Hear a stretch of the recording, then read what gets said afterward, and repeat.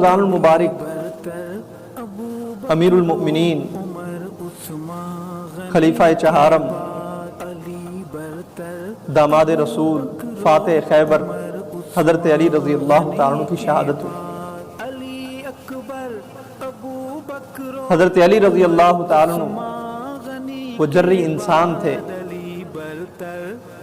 کہ جو پوری انسانیت کے لیے نمونہ تھے۔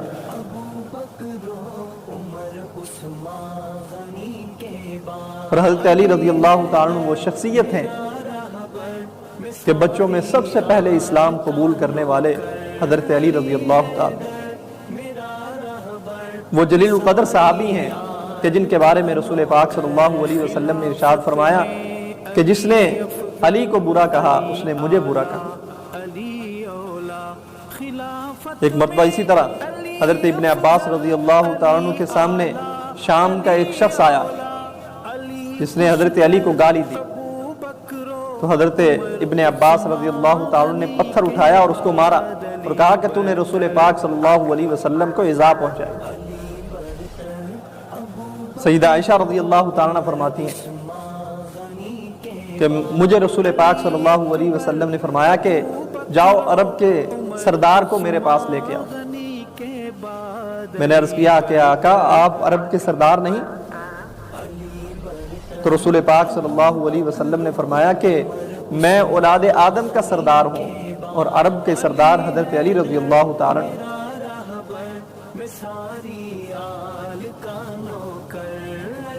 سیدنا علی رضی اللہ تعالیٰ عنہ وہ جلیل القدر صحابی ہیں کہ جن کی زندگی ہمارے لیے نمونہ اور آئیڈیل ہے۔ آپ کی عبادت ہمارے لیے نمونہ، آپ کی خشیت ہمارے لیے نمونہ، آپ کی بہادری ہمارے لیے نمونہ، آپ کی جرت اور شجاعت ہمارے لیے نمونہ، اور آپ کے فیصلے ہمارے لیے نمونہ، اور آپ کا عدل ہمارے لیے نمونہ ہے۔ اور کیسا عدل؟ حضرت علی رضی اللہ تعالیٰ عنہ کی زرہ گم ہو گئی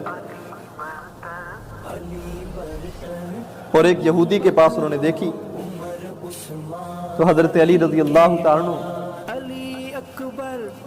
عدالت میں گئے، دعویٰ دائر کیا کہ میری زرہ گم ہوئی اور فلاں یہودی کے پاس ہے۔ اب قاضی نے اس یہودی کو عدالت کے اندر طلب کیا، اس سے سوال کیا کہ یہ جو تیرے پاس زرہ ہے یہ کس کی ہے؟ اس نے کہا کہ میرے پاس ہے، میں ہی اس کا مالک ہوں۔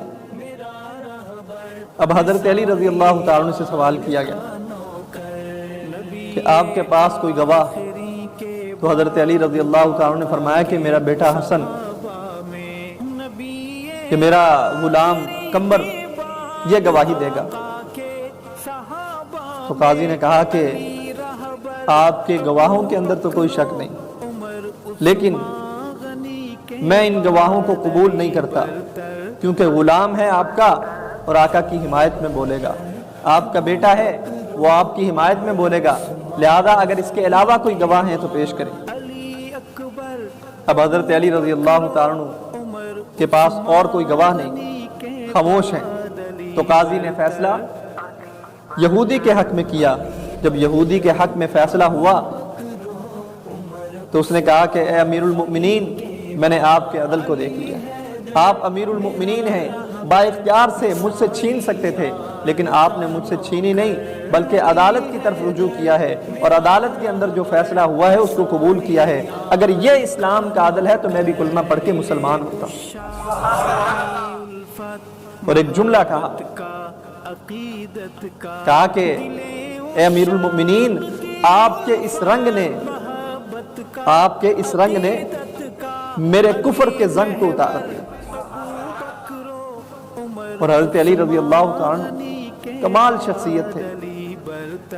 آپ کے غلام اس واقعے کو ذکر کرتے ہیں، کہتے ہیں کہ مجھے حضرت علی رضی اللہ تعالیٰ عنہ فرمانے لگے کہ میرا لباس بھی ذرا پرانا ہو چکا ہے اور تیرا لباس بھی ذرا پرانا ہو چکا ہے، کیوں نہ جا کر نیا لباس خرید لیں۔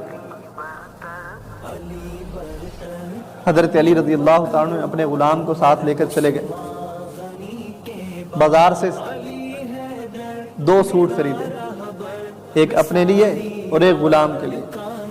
ایک ذرا اعلیٰ درجہ کا تھا اور ایک ذرا ہلکی کوالٹی کا. اب غلام نے کہا کہ میں نے تو ہی اٹھانا تھا، اور دل کے اندر یہ بات آ گئی کہ یہ جو اعلیٰ ہے یہ حضرت علی رضی اللہ تعالیٰ عنہ کا ہے اور جو ہلکا ہے وہ میرا ہے.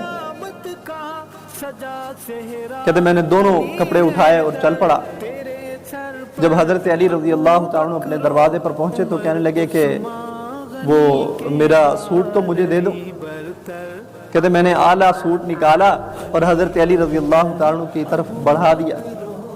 تو حضرت علی رضی اللہ تعالیٰ عنہ نے جب اس سوٹ کو دیکھا تو فرمایا بھائی میرے والا سوٹ مجھے دو، یہ میرا نہیں. اب غلام کہتا ہے کہ آقا یہی آپ کا سوٹ ہے، یہ عمدہ ہے، یہ آپ پہنے.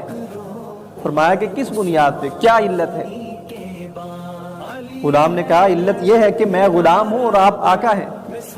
آقا عمدہ پہنتا ہے اور غلام ادنا درجے کا سوٹ. اللہ تعالیٰ عنہ بھی رسول پاک صلی اللہ علیہ وسلم کے شاگرد تھے، درسگاہ نبوت کے طالب علم تھے، جن کے بارے میں رسول پاک صلی اللہ علیہ وسلم نے ارشاد فرمایا کہ انا مدینۃ العلم وعلی بابھا،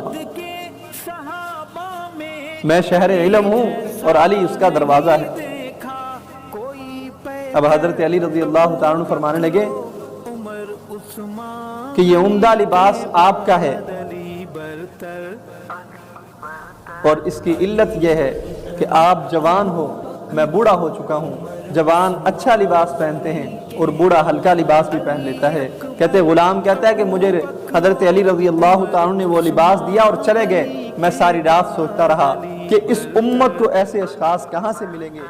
آج اگر امت مسلمہ کامیابی کی طرف بڑھنا چاہتی ہے تو رسول پاک صلی اللہ علیہ وسلم کے جانثاروں کے نقش قدم پہ چلنا پڑے گا. ان کے نقش قدم پہ چلیں گے تو سیدھا در رسول پہ پہنچیں گے. اگر اس نقش قدم کو چھوڑ دیا